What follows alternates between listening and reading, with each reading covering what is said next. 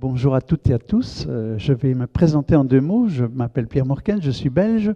Alors, je ne suis pas un chercheur en neurosciences, je suis un vulgarisateur de toute la recherche que je finance depuis 30 ans en neurosciences, en biologie, en comportementalisme, en cognitivisme.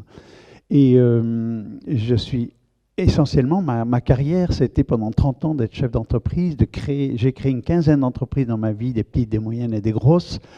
Pour les plus anciens qui se rappellent encore le tsunami de Renault-Villevorde, 3100 personnes qui ont été mises à pied du jour au lendemain en Belgique, c'est moi qui ai repris cette usine de 160 000 mètres carrés où j'ai recréé des centaines d'emplois en 28 mois. Ça a été un challenge fantastique et qui est aussi dû à tout ce que je vais vous présenter aujourd'hui. Donc, on va parler d'agilité. Alors, l'agilité commence essentiellement dans le cerveau. Si on n'est pas agile dans son cerveau, on n'est pas agile dans la prise de décision. Et donc, en deux mots, je dirige aujourd'hui un écosystème dans lequel il y a bien sûr de la recherche et à côté de ça, comme vous le voyez, oui, on le voit peut-être très mal, une association qui fait la diffusion de ces connaissances depuis une dizaine d'années. Et aujourd'hui, mon rôle, c'est de sensibiliser les gens à la connaissance d'eux-mêmes, à la connaissance de leur savoir-faire, de leur connaissance sur le cerveau, comment il fonctionne, comment il prend des décisions, pourquoi on bug, pourquoi on stresse. Il y a des raisons à tout ça qui sont utiles à comprendre et c'est ce que j'aimerais vous dire puisque vous avez des métiers qui sont toujours sous stress, en permanence, avec de besoins de performance et autres. Et donc, je vais vous parler de l'approche neurocognitive et comportementale. C'est donc le travail de ces 85 années hommes recherche qu'aujourd'hui on diffuse et on rend, qu'on vulgarise de manière à ce que vous puissiez l'approprier. On va faire quelques petits exercices ensemble de manière à ce que, en sortant de la salle, vous puissiez déjà activer votre cerveau lorsqu'il est en train de déraper un peu. Alors, on va parler, juste avant de parler du cerveau, faisons un point sur l'état du monde. L'état du monde aujourd'hui, le mot VUCA ne vous est pas inconnu, volatile, ambigu, incertain et complexe. Et la complexité est un des éléments essentiels que nos générations, que nous devons aujourd'hui maîtriser ou en tout cas gérer. Le monde est de plus en plus complexe. Il faut savoir que les connaissances mondiales se multiplient par 2 tous les 7 ans. Donc imaginez la vie de vos petits-enfants, parce que 2 fois 2 fois 2, ça va très très vite. Donc dans 49 ans, eh bien, ils auront 32 fois plus de connaissances qu'aujourd'hui. Et donc on comprend bien qu'on n'est pas capable d'assimiler tout ça. Et c'est ce qui implique un deuxième grand paradigme, qui est la notion d'interdépendance. Plus le monde est complexe, plus on a besoin de travailler en équipe, en co-construction, en intelligence collective.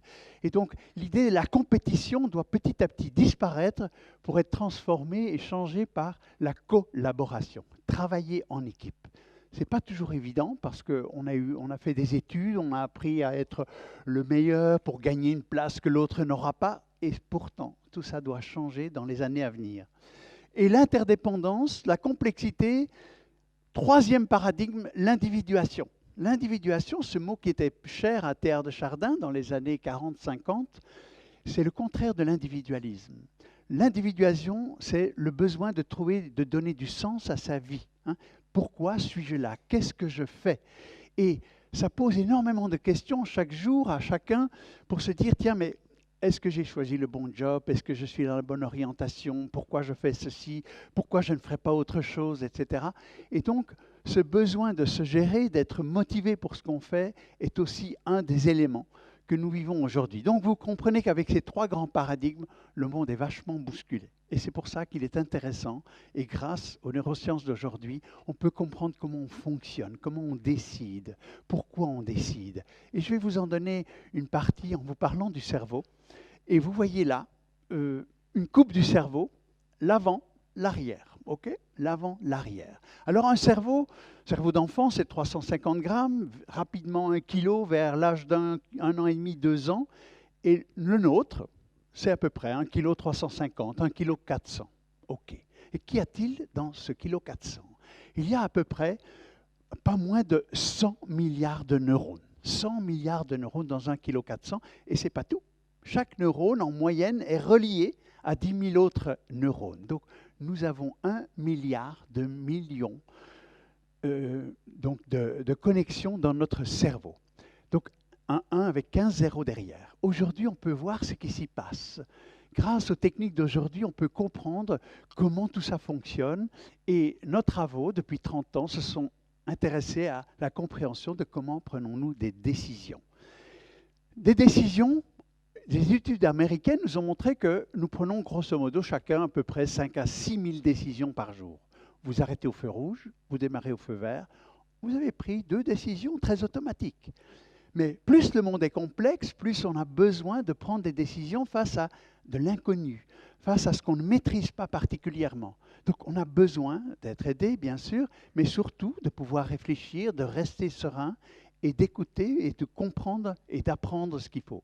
Alors ces 5-6 000 décisions se prennent à travers 4 gouvernances. C'est comme si on avait 4 pilotes dans l'avion qui, l'un après l'autre, prennent des décisions en fonction des situations qui se présentent. Alors très rapidement, de façon à ce que vous ayez d'abord une vue synoptique et holistique de la chose, le plus ancien, qu'on appelle souvent le reptilien, qui est l'hypothalamus, il a 2 fonctions très basiques, très basiques. C'est lui qui vous rappelle qu'il faut boire, manger, dormir, donc la vie, et aussi assure la survie. C'est lui qui, en quelques millisecondes, perçoit tout ce qui est un danger autour de soi, danger physiologique, de manière à pouvoir réagir pour sauver sa peau. La lutte, la fuite, l'inhibition, c'est tous les travaux d'Henri Laborie, avec qui Jacques Fradin, qui est directeur de la recherche, a eu pas mal de contacts il y a une bonne trentaine d'années. Le deuxième, dont on ne va pas parler aujourd'hui, mais juste pour vous rendre compte que ça existe aussi, ce qu'on appelle le paléolimbique, c'est un territoire très grégaire, c'est lui qui assure la notion de confiance en soi. Chez les animaux, c'est les rapports de force. Chez l'humain, c'est la notion de confiance en soi, trop confiance en soi, trop peu confiance. On ne va pas en parler aujourd'hui, ce n'est pas le sujet de l'agilité. Et on va directement passer au troisième, qui est la gouvernance émotionnelle, le mode limbique, qui prend beaucoup de place dans notre cerveau, et qui est le stockage, le disque dur, puisqu'on peut parler un peu informatique là, le disque dur de nos connaissances, de nos compétences, de nos savoir-faire, de nos apprentissages. Tout cela va nous servir des milliers de fois par jour pour prendre des décisions rapides, efficaces. Mais il est aussi le siège de nos émotions, de nos motivations. Mais, c'est là aussi qu'on stocke nos fausses croyances, nos idées, nos idéologies, nos rigidités, tout ce qui va, au cours de leur journée, provoquer des bugs qu'on va découvrir tout à l'heure. Et le quatrième, qui se développe, lui, bon, je ne l'ai pas dit, il se développe le premier, il est inné, le deuxième se développe jusqu'à l'âge de 11 ans, l'émotionnel jusqu'à l'âge de 18 ans, et le cortex préfrontal va se développer sur le plan biologique jusqu'à l'âge de 25 ans à peu près. Mais ça ne veut pas dire que les 4, et en tout cas les 3 derniers, ne se développent plus sur le plan opérationnel. On apprend jusqu'à 120 ans, notre neuroplasticité du cerveau nous dit aujourd'hui que nos neurones ne disparaissent pas simplement, non, on les change. C'est un muscle qu'on peut, jusqu'à 120 ans, développer, s'ouvrir, et donc on n'est pas en train de perdre des neurones chaque année, ce n'est pas vrai.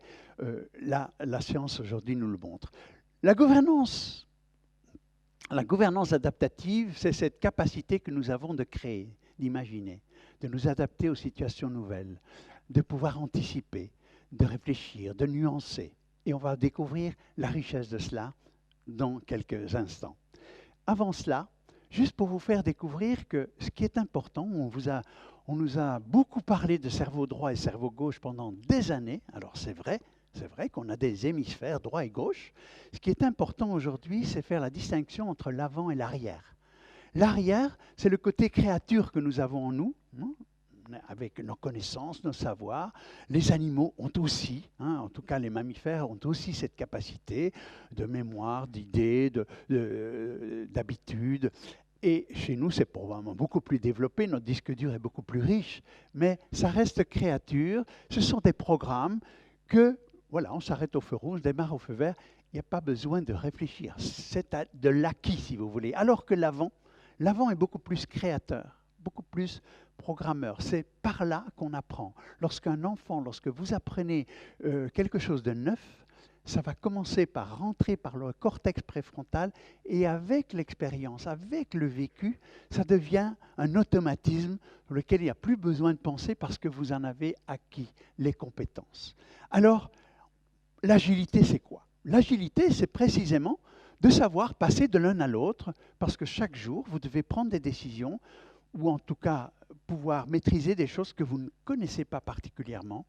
Et c'est là qu'il faut pouvoir faire ce qu'on appelle, nous, une bascule. Et on va faire 3 petits exercices amusants, on va en faire un plus sérieux tout à l'heure, pour vous montrer que l'adaptation, passer de l'un à l'autre, n'est pas toujours évident. Alors, je vais vous demander à chacun, vont s'afficher sur le tableau des mots dans des couleurs différentes. Et le plus rapidement possible, tous ensemble, on va nommer la couleur de chaque mot. D'accord? Très rapidement, et on y va. Rouge, bleu, vert. Plus vite.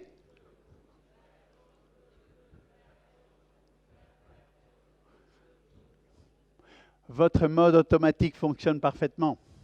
On va tester votre mode adaptatif. Oui. Vont s'afficher d'autres mots dans d'autres couleurs. Je vous demande simplement de nommer les couleurs. OK? On y va. Alors. Bleu, jaune, rouge.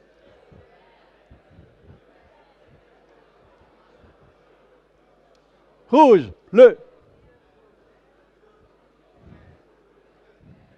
Jaune, rouge.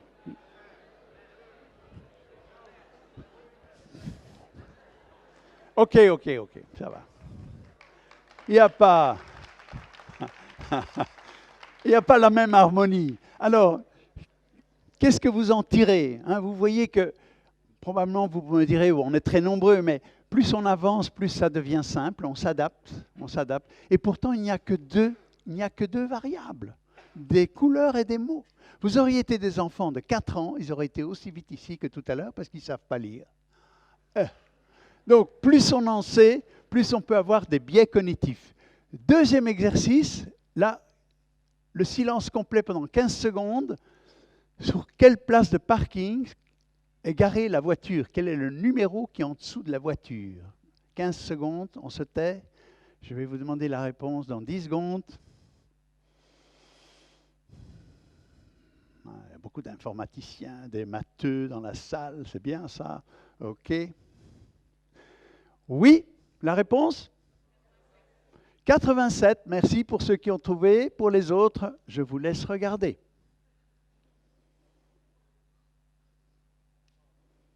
Faites un peu comme ça. OK. Quelle est l'erreur cognitive que nous faisons? On s'amuse à calculer. Et là, on est à côté de la plaque. Il suffit de voir les choses autrement. Et le troisième, qui est très simple, vous me donnez la réponse immédiatement parce que ça saute aux yeux. Voilà, vous êtes avec un enfant de 6 ans. Il apprend à compter, il vient fièrement chez vous avec 4 opérations mathématiques. Qu'est-ce que vous lui dites spontanément?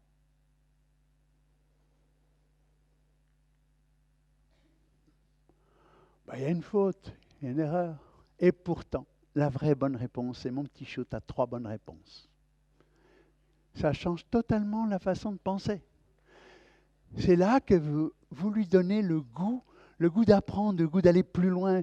Il y a une faute, déjà il y a, voilà, le problème, la confiance en soi, la peur des mathématiques, etc. qui s'installe. Et pourquoi, disons-nous, il y a une faute? Vous me direz c'est culturel, mais c'est plus que culturel. Sur le plan neurobiologique, il est normal que vous voyez instantanément toute erreur. C'est la boule rouge de tout à l'heure, le reptilien, l'hypothalamus. Il voit tout de suite ce qui est en danger, ce qui n'est pas normal. Le problème, c'est qu'en disant il y a une faute, vous êtes resté à l'arrière du cerveau. Vous n'êtes pas passé à l'avant pour vous rendre compte qu'il y a un enfant devant vous et qu'il faut pouvoir l'aider à grandir. Et on fait la même chose dans les bureaux. On tombe toujours sur ce qui ne va pas. OK, c'est normal. Mais comment va-t-on amener l'autre à grandir, à changer de regard, à trouver les erreurs? C'est un peu cette notion d'agilité-là que je voudrais vous faire découvrir. Et pour cela, on va comprendre comment fonctionne l'arrière, comment fonctionne l'avant. L'arrière du cerveau, c'est votre zone de confort. Hein. C'est ce que vous connaissez, ce que vous maîtrisez. Chacun maîtrise des choses différentes dans la salle. Ce que vous maîtrisez devient des automatismes super efficaces, super efficients dans vos journées. Et il a 6 caractéristiques. OK, il est du type routinier, on a des habitudes. Hein. Moi, je m'arrête au feu rouge, c'est une habitude, je n'ai pas besoin de réfléchir, surtout. Hein. Il est persévérant, c'est plutôt une rigidité. Ben, je suis les protocoles, je m'arrête bien au feu rouge, hein, je suis plutôt rigide. Je suis chef de production, ben, il y a des doses qu'il faut respecter, sans quoi ce qui va sortir n'est pas conforme. Il y a la notion de qualité. OK. Ensuite, il y a ce territoire-là, il est plutôt simplificateur. C'est bon, c'est mauvais. C'est blanc ou c'est noir, c'est rouge ou c'est vert. Il est dans le jugement. Et le jugement est utile chaque jour pour avoir et prendre des décisions rapides. Il a des certitudes, OK, puisque c'est votre disque dur, vous avez des certitudes sur ce que vous avez appris, et il se nourrit par l'expérience, l'empirisme, qui chaque jour rend votre capacité de faire les choses de plus en plus aisée, de plus en plus facile. Et il est sensible à l'image sociale. Ça veut dire quoi? Il est sensible au regard de l'autre. C'est culturel, vous me direz. Hein, ça peut être la culture d'entreprise, la culture familiale. Il y a des choses qu'on fait, des convenances, et puis il y a des choses qu'on ne fait pas. Parce que ça dérangerait. Alors, c'est bien aussi. Il y a des moments où c'est peut-être un peu limitant. Vous allez avec votre enfant lui acheter des nouveaux baskets, hein, c'est les entrées scolaires, il lui faut une belle paire de baskets et vous en trouvez une magnifique là. Mais alors, de qualité, en marque blanche. Et il vous dit, non, je veux celle-là, là. Parce qu'il est écrit Reebok, OK? Et vis-à-vis de ses copains, il faut quand même montrer qu'on a une chaussure de marque, etc. Donc, c'est le regard de l'autre sur nous qui aussi nous fait prendre parfois des décisions qu'au fond de nous-mêmes, on n'aurait pas voulu prendre. Mais tout cela est bien utile et il nous fait prendre des milliers de décisions par jour utiles. Par contre, plus le monde est complexe, plus le monde est changeant, il est nécessaire de basculer et d'utiliser de plus en plus son mode mental adaptatif. Ce qui était beaucoup moins le cas chez nos ancêtres. Nos ancêtres, il y a 200 ans, 300 ans, ils étaient artisans, paysans, ils répétaient les gestes qu'on leur apprenait au fil du temps. Les choses ne changeaient que très peu. Donc, ils étaient beaucoup dans le mode automatique et bien sûr, ils avaient le préfrontal, mais qui était moins utilisé, moins utile. Alors qu'aujourd'hui, la capacité du préfrontal, c'est vraiment le challenge de notre humanité, c'est le challenge du futur que nous devons percevoir aujourd'hui. Et lui, il s'adapte magnifiquement bien à l'inconnu, à la non-maîtrise. Il aime ça d'ailleurs, il aime l'inconnu, il apprécie les choses. Et comme vous voyez, il a 6 caractéristiques qui sont l'opposé du mode automatique et en même temps complémentaires. Ce n'est pas l'un qui est bon et l'autre qui est mauvais. Surtout, ne soyez jamais curieux face à un feu rouge, ok? Surtout, non. Ça, c'est très dangereux, ok? Donc, vous comprenez bien que ce n'est pas l'un ou l'autre, c'est l'un et l'autre. Alors, la curiosité, c'est quoi? C'est cette capacité qu'a l'enfant à la naissance. L'enfant n'est pas nuancé, il n'est pas dans la réflexion, dans la relativité, il ne sait pas faire tout ça. Mais il est curieux, c'est une boule d'apprentissage dès le berceau, et c'est magnifique. Et c'est pour ça que les enfants vous posent aussi plein de pourquoi. À 4 ans, 5 ans, 6 ans, pourquoi maman, pourquoi papa? Vous le mettez au lit, là. Et il joue au Playmobil et il vous pose la question, mais pourquoi la nuit? Ok. 3 façons de répondre. La première, mon petit chou, tu vas apprendre ça en CM2. Ok. Ok. Bon. Et vous lui lisez l'histoire des petits oursons que vous avez déjà lu 28 fois. Hein. Et donc, vous lui dites, ta curiosité, tu la mets dans la poche de ton pyjama. Et par contre, on retourne dans la routine. Il est important de répondre au pourquoi des enfants. Et pas simplement les renvoyant, j'ai pas le temps, j'ai pas ceci.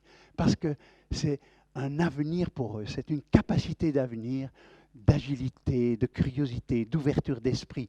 Et la deuxième façon de répondre, c'est de dire, j'adore ta question, je vais te répondre pourquoi. Vous prenez son ballon et vous lui dites, tu vois, ça c'est le soleil et ça c'est la Terre, ok? Et vous lui expliquez la rotation de la Terre sur 24 heures. Il lui faut 5 secondes pour piger que lorsqu'il est là, c'est le jour, et lorsqu'il est là, c'est la nuit. Vous lui donnez une connaissance, une compétence supplémentaire, vous répondez à sa curiosité. Mais il y a une troisième façon de faire. Mon petit Jou, j'aime bien ta question, et toi, qu'en penses-tu? Et vous allez voir l'enfant faire ceci. Oui, je sais. Le soleil est fatigué, il va faire dodo, et c'est la lune qui le remplace. Waouh! Où est-ce qu'il est allé chercher ça? Eh bien, il a fait une bascule, il est allé dans son mode préfrontal, qui est allé, voilà, faire des liens avec une émission de télé, avec un oncle qui lui a raconté une belle histoire il y a 3 mois, dans un livre où le fond était bleu foncé avec la lune, et en dessous, vous voyez un renard qui mange une poule. Et pour lui, la lune remplace le soleil, puisqu'il permet au renard de voir la poule pour la manger. Peu importe ce qui se passe, ce qui est intéressant, c'est que pendant ces quelques secondes, mais il va créer des nouveaux circuits neuronaux, il va aller voir, chercher, et ces liens-là sont précieux pour l'avenir, parce que c'est ce que nous devons faire chaque jour, essayer d'aller trouver à gauche et à droite ce qui en est pour trouver des solutions. Mais la curiosité ne suffit pas. Deuxième capacité, c'est la souplesse. La souplesse, c'est la notion d'acceptation. Il faut savoir accepter lorsque vous êtes face à un événement qui peut-être vous dérange, accepter que c'est la réalité. La réalité est la réalité. Ne pas vouloir la voir, être rigide, vous empêche d'aller beaucoup plus loin dans la prise de décision, dans la solution. Donc, accepter, c'est non pas se résigner, non. C'est prendre les choses telles qu'elles sont. Si vous comprenez bien, en étant curieux, en acceptant, qu'est-ce qui se passe face à une situation délicate, difficile, dont vous n'avez pas la solution, c'est que vous ouvrez votre esprit. C'est l'esprit qui compte, une ouverture d'esprit qui va engendrer en vous une sérénité.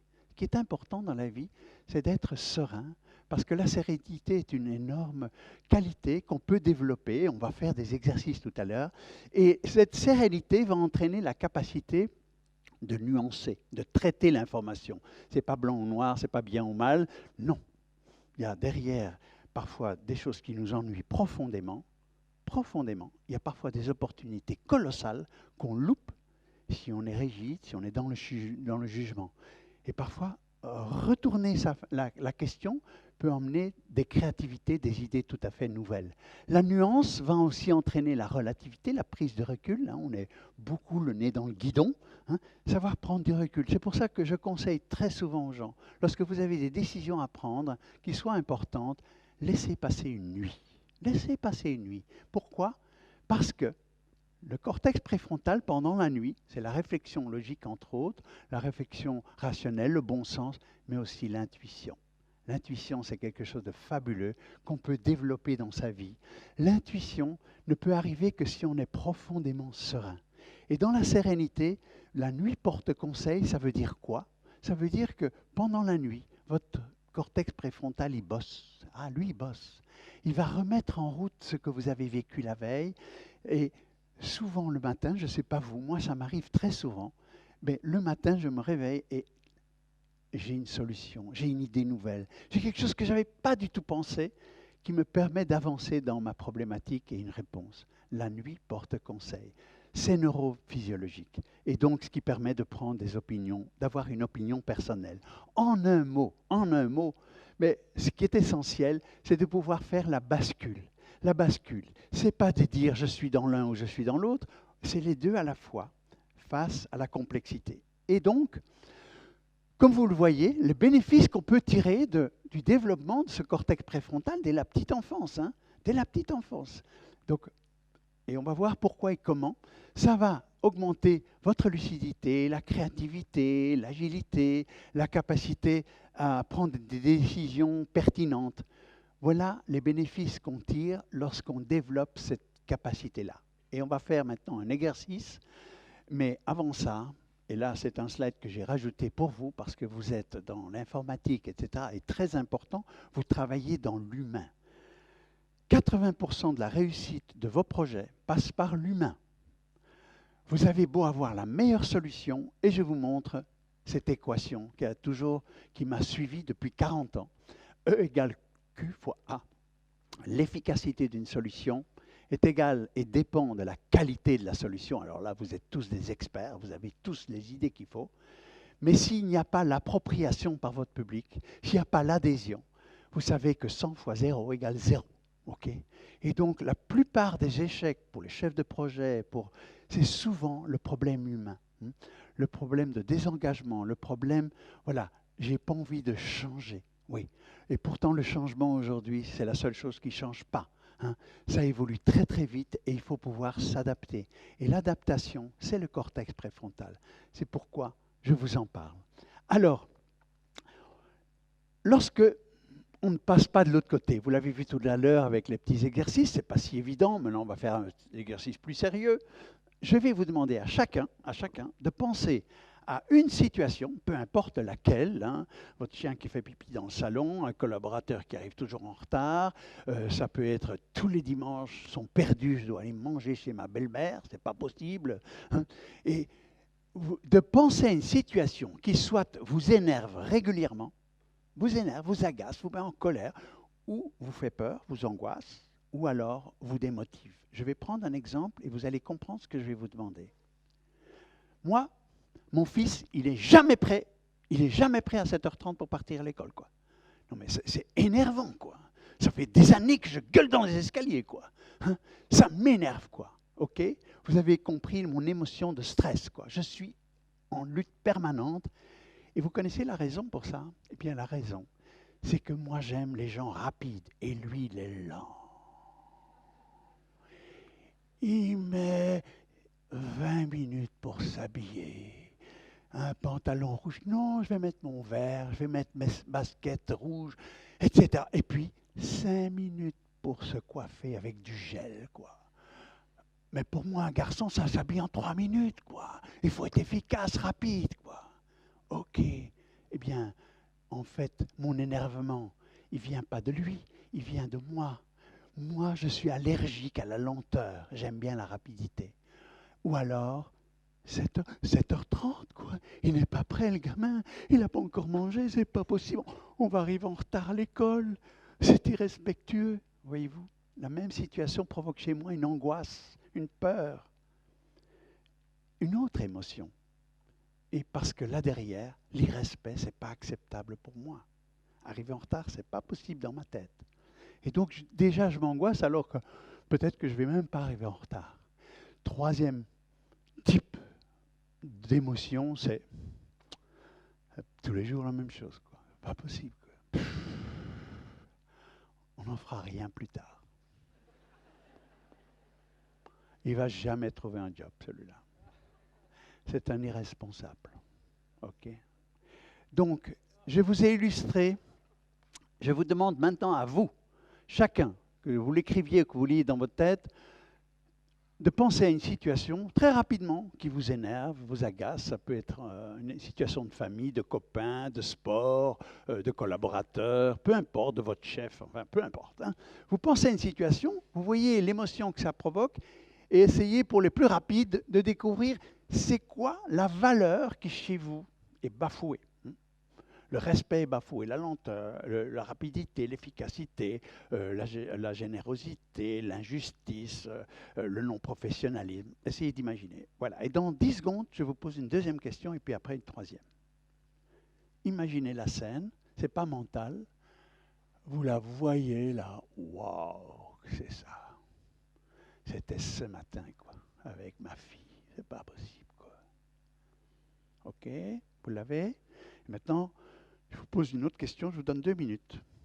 Essayez de vivre la chose, ce n'est pas mental, vous la vivez l'émotion. Essayez de trouver 5 avantages que vous pourriez en tirer.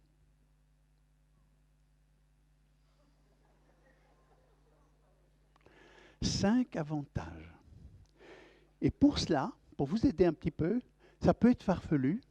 Qu'en penserait Mandela, un martien qui arrive sur la Terre, votre chien s'il savait parler, un facteur? Qu'est-ce que vous penserez de ça dans 10 ans? Voilà, essayez de sortir de votre idée à vous et de vous imaginer dans un autre monde. Que pensez-vous de la chose? Trouvez 3, 4, 5 avantages. 2 minutes.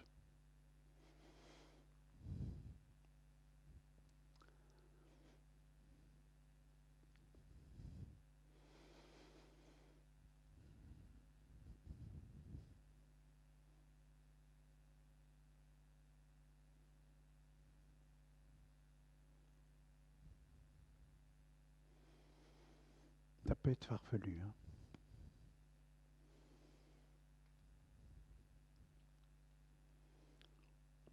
Mon fils est en retard, mais au fond, il est cool, quoi. C'est pas mal, quoi.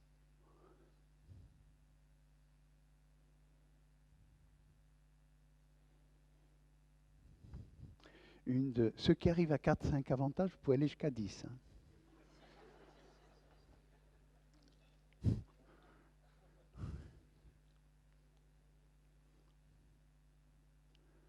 C'est important, un seul exercice que je suis en train de vous faire, parce que vous pouvez le faire tous les jours, des dizaines de fois, et vous allez voir ce que ça va provoquer.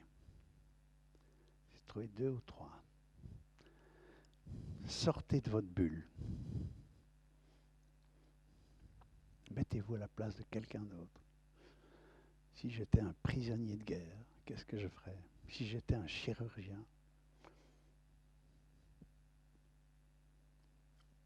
ok. Maintenant, je vais vous demander, tous ceux qui ont trouvé au moins un avantage, même s'il est farfelu, on lève le bras. Ok. Au moins un avantage. Ouais, chouette. Vous gardez le bras levé si vous en avez 2, 3, 4, 5. Merci. Je vous demande maintenant à ceux qui en ont trouvé 1, 2, 3 ou 4 ou 5, remettez-vous dans la situation. Vous êtes dedans, et je vous pose une autre question. Vous êtes dedans, comment vous vous sentez maintenant par rapport à la situation? Comme ça, spontanément. Amusé, oui. Apaisé, serein. Voilà. Qu'est-ce que je vous ai fait faire? Je vous ai fait faire une bascule.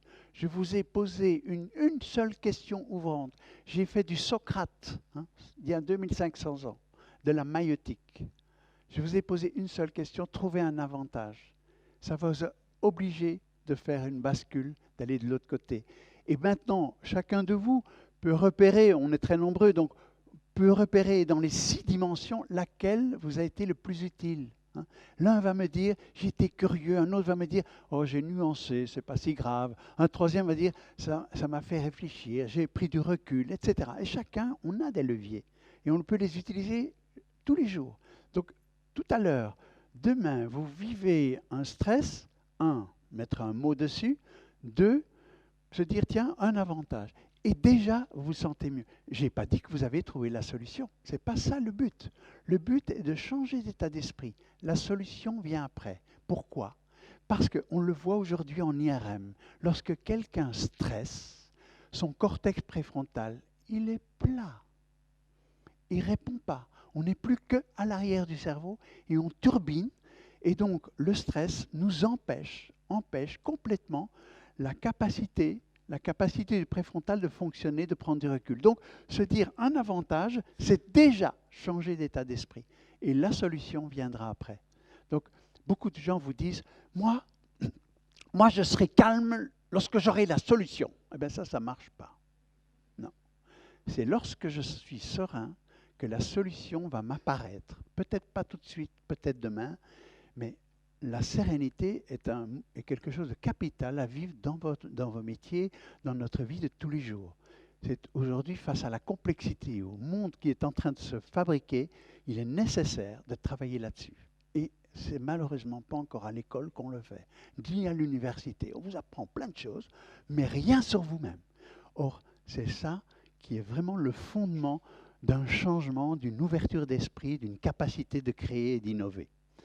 Et c'est pour ça, voilà, lorsqu'on ne fait pas la bascule, et on le voit en IRM, lorsqu'on ne passe pas de l'autre côté, on stresse. Je vais vous parler du stress, parce que peu de gens savent en dire quelque chose d'intelligent, ou en tout cas de précis. Le stress est un phénomène naturel, et heureusement que ça existe. C'est ce qui permet le stress physiologique. Le stress physiologique, il permet précisément à l'animal, à la créature que nous sommes, de réagir instantanément face au danger physiologique. Vous traversez la rue, vous voyez une voiture à toute vitesse, qu'est-ce que vous allez faire? Eh bien, la boule rouge, là, l'hypothalamus, il va instantanément vous donner l'instruction « fuir ». OK, pour sauver sa peau. Okay. Donc, ces 3 stratégies sont là naturels, ça vous donne de l'adrénaline, la dopamine, ok, nécessaire pour sauver sa peau. Le stress physiologique.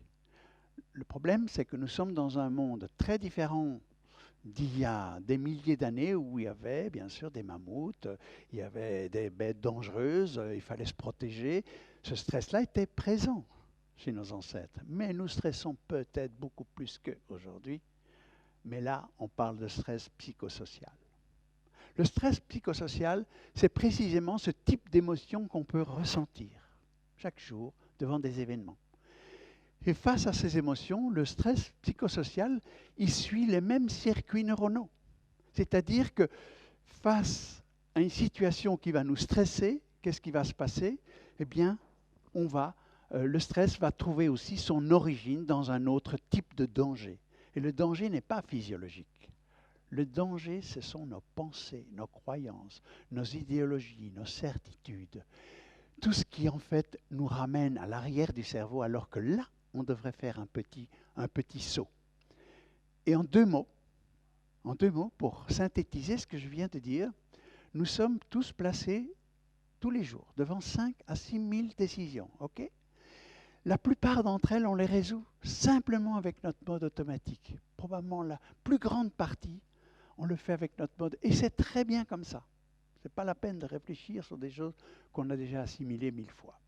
Par contre, chaque jour, nous sommes aussi confrontés devant des choses qu'on ne connaît pas du tout. Et là, normalement, il y a un lâcher-prise et on passe en mode préfrontal. Tiens, tu me parles de ça, j'ai jamais entendu parler, tu peux m'expliquer, on est curieux, on est ouvert, on est nuancé. Très bien.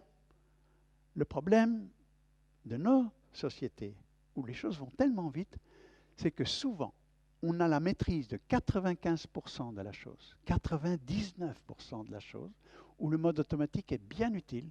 Et il suffit de 1, 2, 3, 4, 5 ou 10% de l'événement, que ce soit un problème numérique, que ce soit un problème de relation, peu importe lequel, il suffit de ne pas maîtriser 1, 2, 3, 10% de la situation, ou le mode automatique ne suffit plus. Il ne l'a pas dans son dictionnaire. Cette page-là est arrachée du dictionnaire. Le disque dur ne l'a pas enregistré. Et alors, qu'est-ce qui se passe? C'est que lorsque, dans une situation, il y a un peu de complexité, qu'on n'a pas voulu voir, et on veut tout résoudre avec « je connais », ça a toujours marché comme ça marchera encore comme ça, on va faire comme avant, ça marchait. Voilà. Et on reste sur des idées précises alors qu'il y a un grain de sable, il y a quelque chose de neuf dans la situation. Et lorsqu'on reste pensé avec l'arrière du cerveau par rapport à la complexité, il se passe un événement biologique qui est le suivant. Voilà. C'est là qu'on stresse, parce qu'on n'a pas fait la bascule. Et ce stress est important, il faut savoir mettre des mots dessus. Ce stress, on l'a vu tout à l'heure, la gêne, la peur, l'agressivité, la démotivation, etc. Et donc le stress, mettons des mots dessus. Le stress, c'est quoi? Le stress est un signal d'alarme que notre corps nous donne à nous-mêmes pour nous dire il y a peut-être bien quelque chose à changer, à comprendre, à ouvrir. Donc on a chacun en nous notre gyrophare personnel, notre Jiminy Cricket à nous, qui nous rappelle qu'il y a peut-être bien quelque chose à comprendre. Et c'est très précieux parce que ce n'est pas un autre qui va l'avoir pour vous, c'est vous pour vous-même. Et c'est ainsi que je veux, et dès la petite enfance, savoir parler des émotions, savoir mettre des mots dessus et essayer d'en trouver la racine. C'est ce que je vais vous montrer tout à l'heure. Comment on peut déraciner ce problème pour justement dépasser ce type de stress. Et lorsqu'on on prend conscience de ça, hein, simplement un avantage. Vous avez fait un avantage. OK. En trouvant un avantage, vous avez pris en compte votre stress et vous avez changé de mode mental. OK. Et vous êtes beaucoup plus serein pour trouver après la solution. Donc, la sérénité est un vrai gage de réussite, un vrai gage de créativité, d'innovation, de trouver les bonnes solutions, sans quoi on tourne en rond. Une autre façon de le dire, c'est un triangle qui est connu depuis une bonne cinquantaine d'années, le triangle émotion, pensée, comportement. Nos comportements, nos agissements, nos non-agissements dépendent de nos pensées et aussi de nos émotions. Mais passe par le cerveau pour prendre 5000 décisions. Et lorsqu'on a des émotions de stress, bon, savoir les nommer, comprendre que c'est un signal d'alarme, c'est là qu'on peut faire de son stress, ça va être curieux, un allié. Un allié, non pas pour l'aimer, l'embrasser tous les jours, non, il est un signal d'alarme, un allié dans le sens, qu'est-ce qu'il y a derrière que je puis changer par un petit exercice ou un autre, et en fait, la réponse est là, ce sont nos pensées, nos croyances, nos idées toutes faites, nos rigidités, nos valeurs exacerbées qui vont créer la stressabilité. Vous êtes chef de projet. OK, je suis chef de projet. Et tous les lundis matins, j'ai une réunion à 9 heures pile avec mes 4 associés, mes 4 copilotes. OK. Et il y en a un, Bernard, il est là toujours en retard à 9h15, 9h20. Quoi. Et moi, ça m'exaspère. Quoi. On est à 4 à entendre Monsieur Bernard. Quoi. Ça m'énerve. Quoi. Je suis hyper stressé par rapport à ça. Et mon voisin, il est cool. Il est cool. Et vous savez ce qu'il me dit? Mais commence à 9h. Commence à 9h. Tu vas voir. La fois prochaine, il arrive à 9h10, puis 9h05, puis il sera là à 9h. Mais non, c'est pas possible. Tu comprends que si on commence maintenant, il va pas piger. Il va faire des erreurs par après. Je reste dans mon stress. Et lui, il est cool, quoi. Il est serein. Il a la bonne solution. L'autre, il va s'énerver pendant 1 an. Sur le Bernard. Vous croyez qu'il est capable de lui parler? Non. Le premier qui reste, qui n'est pas stressé par rapport à ça, il aura les mots pour le dire. Donc, le stress est un empêcheur d'aller à la solution, de trouver l'attitude. Et c'est très important, hein, le Q fois A. L'adhésion des gens ne peut se faire, non pas simplement par avoir une bonne solution. L'adhésion, c'est comprendre comment il fonctionne, se connaître soi, comprendre l'autre et savoir aussi gérer le stress de l'autre. Ce n'est pas le but aujourd'hui. Le but aujourd'hui, c'est un petit cadeau pour vous. Okay? Et donc, la stressabilité, c'est ce qu'on appelle nous la stressabilité. Alors, c'est pour ça que tout à l'heure, je vous demandais d'essayer de trouver un mot. C'est quoi l'origine, la racine chez vous de vos stress? Et on en a plusieurs. Hein. On va les découvrir, mais avant ça, une petite équation. Hein, vous aimez ça? Le stress est un inhibiteur d'intelligence. Lorsqu'on stresse, franchement, hein, on n'est plus intelligent. Hein, parce qu'on est collé dans la colle, on a des certitudes et on ne sait pas s'ouvrir à autre chose. Et il dépend de 3 facteurs. Le stresseur, ah oui, ou les stresseurs, en général, ils ont bon dos. Hein, c'est l'autre, c'est la situation, etc. On se décharge, ok. Mais le stresseur, parfois on ne peut rien faire sur le stresseur. Ok. C'est une cause externe. Par contre, on peut travailler sur sa stressabilité. Le tout à l'heure, là, que j'ai imité, voilà, j'étais hyper stressé, j'étais stressable par rapport au retard. Donc j'avais un stress de 100 fois un stresseur de 50, et ça donne un maximum de stress. Alors que mon voisin, le stresseur de 50, il est toujours là, mais sa stressabilité à lui, c'est 0. Et vous savez tous que 0 fois 50, ça fait toujours 0. Okay? Donc, il faut travailler sur soi, il faut travailler comment on fait les choses. Et je vais maintenant vous donner un outil, et tout à l'heure, comme je donne deux séminaires d'1 heure où on va faire le travail bien en profondeur, ben, en fait, ce qu'il faut faire, c'est travailler sur nos aversions. Alors vous avez là une colonne avec des valeurs. On a tous des valeurs et c'est chouette d'avoir des valeurs. Ça donne du sens, ça donne la pêche, ça donne le plaisir de faire des choses. Le problème, ce n'est pas nos valeurs.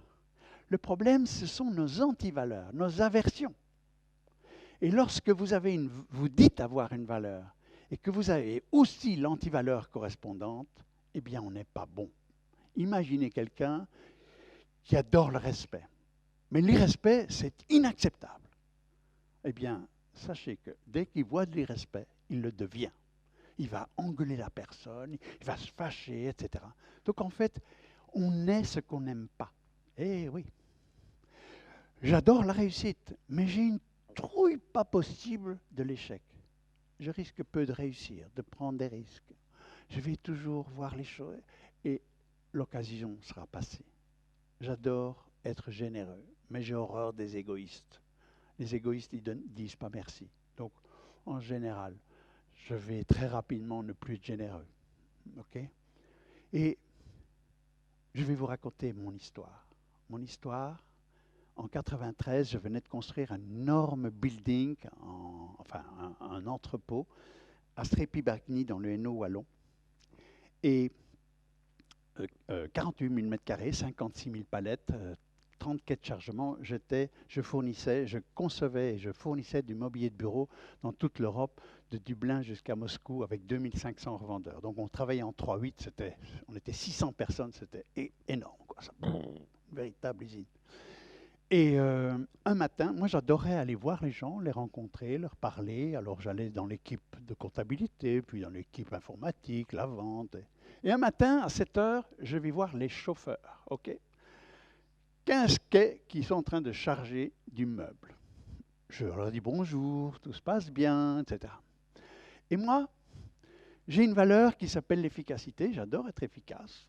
Ma femme me le reproche parfois, mais j'adore ça. Mais j'avais horreur de l'inefficacité. Alors là, je la sentais à plein nez, à 200 mètres à la ronde. Et les gens le savaient et ils me connaissaient pour cela. Tout de suite, je voyais ce qui n'allait pas. Et ce matin-là, à 7 heures, je vais le voir, je dis bonjour, et à 10 mètres du l'avant-dernier camion, je vois deux gars, le chauffeur et le convoyeur, en train de fumer. À l'époque, c'était accepté, pas de problème. En train de se marrer, pas de problème. L'humour est préfrontal, il faut le savoir. Donc, ça, jusque-là, pas de problème. Mais je vois un meuble de direction sanglé, donc attaché avec un nœud qui ressemble à rien. Un nœud genre nœud de Noël. Vous savez, après le 3e tournant, ce beau meuble va tomber, casse, service après-vente, retourné. Ça coûte la peau des fesses. OK. Bon. Et je vois ça. Et là, waouh! Stress de fuite, quoi. J'imagine déjà, je vois le meuble. Et en général, quand on est dans la fuite, dans la gêne et dans l'angoisse, vous savez ce qu'on fait pour se calmer? On passe devant sans rien dire, avec la fausse idée que tout ira bien. Et là, le résultat, c'est 0. OK? Deuxième type de stress, là, je leur rentre dedans, quoi. Waouh, boum, je leur rentre dedans, quoi. Et là, je les agresse, quoi. Je les agresse, quoi. Donc, en général, le résultat, c'est -1, quoi. L'ambiance, OK? Troisième type de stress, l'inhibition. Je me tiens là, un poteau, je dis, ils en sont là. Et là, vous rêvez déjà du dépôt de bilan. Et on passe une très mauvaise journée, OK? Le résultat, c'est toujours 0, quoi. Donc, j'étais nul face à l'inefficacité.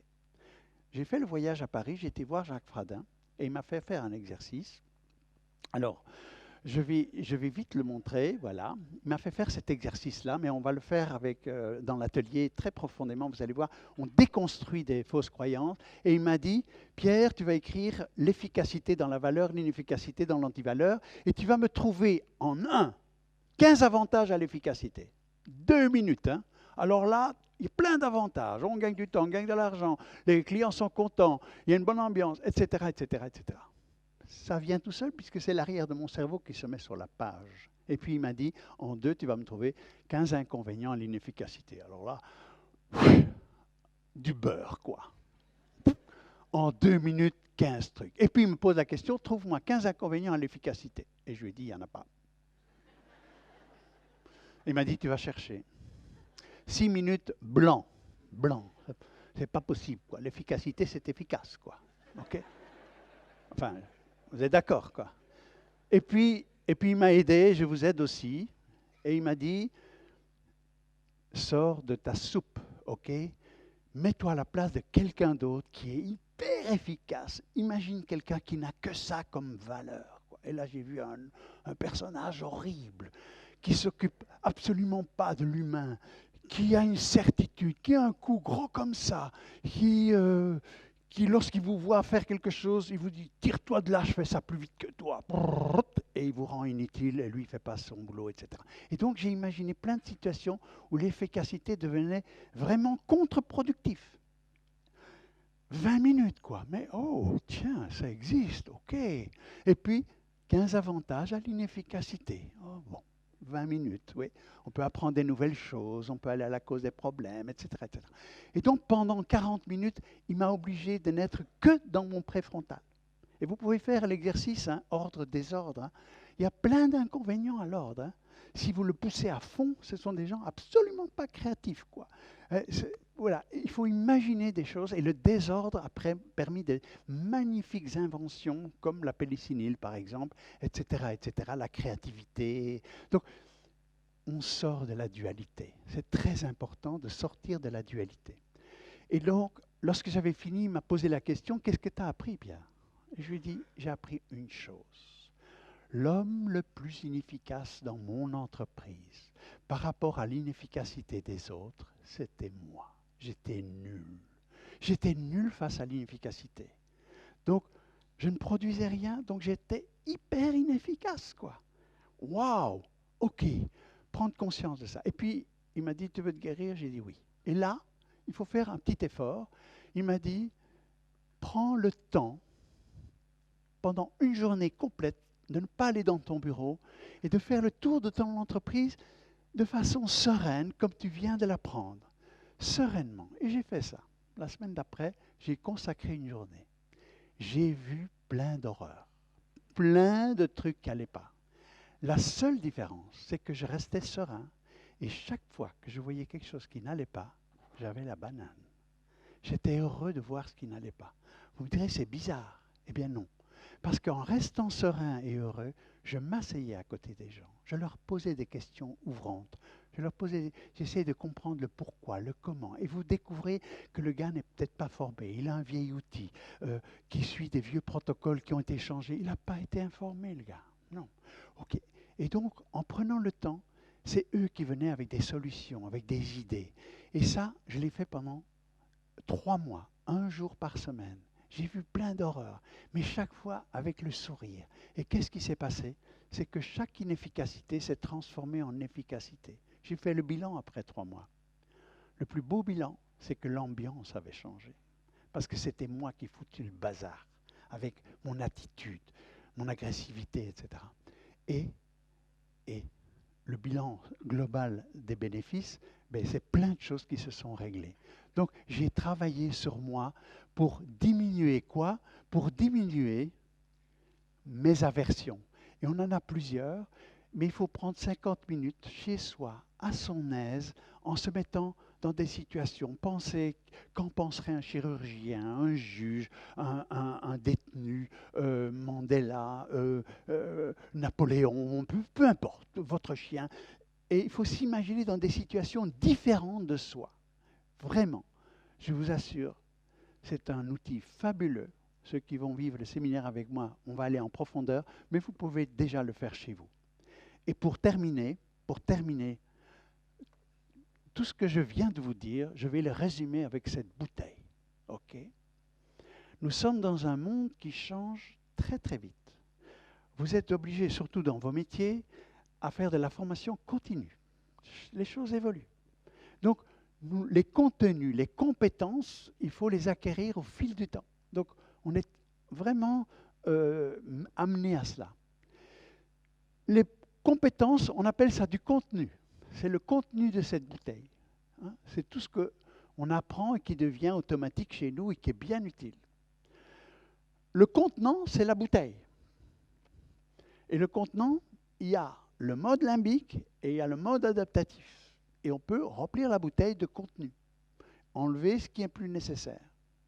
Mais le cortex préfrontal n'est pas un stockage de connaissances, c'est une capacité de faire des liens pour aller chercher et remplir le contenu. OK? Jusque-là, c'est clair. Donc, je dis aujourd'hui, le contenu, c'est très bien de faire des formations, il le faut, mais il faut d'abord travailler sur le contenant. Dans quel état d'esprit je vais faire la chose? Quelle ouverture j'ai? Voilà, ce que j'appelle moi des métacompétences. Hein. La métacompétence, c'est avoir travaillé sur soi pour rester serein, s'ouvrir, avoir des idées, être créatif, être innovant, parce qu'on est serein. Et cette bouteille va vous montrer tout ce qu'on vient de dire. Donc nous sommes tout ça. Le seul problème, c'est que face à une situation où on a beaucoup de connaissances, mais on a quelques rigidités, quelques fausses croyances sur la chose, lorsqu'elles sont touchées, vous avez compris qu'à ce moment-là, on passe en stress.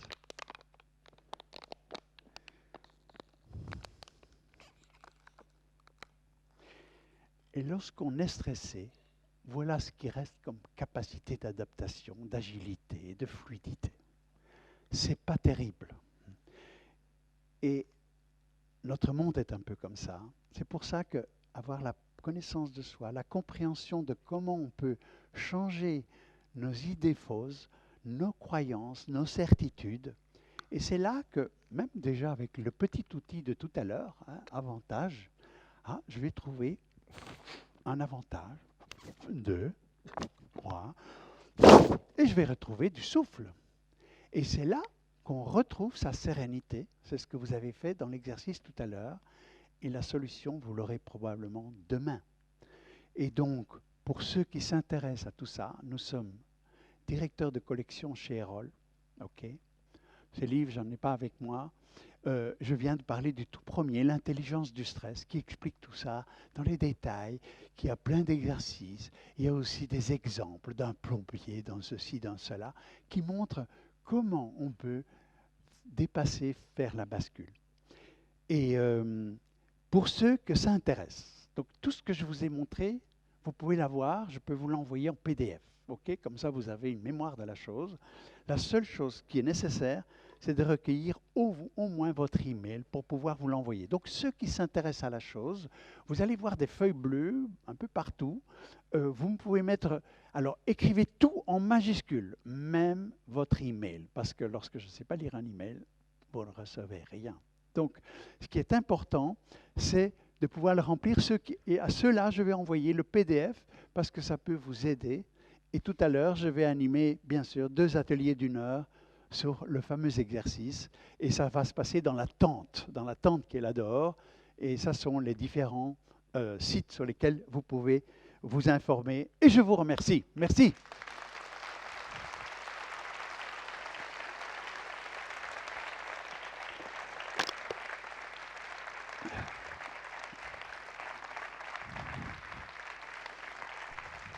Merci, merci.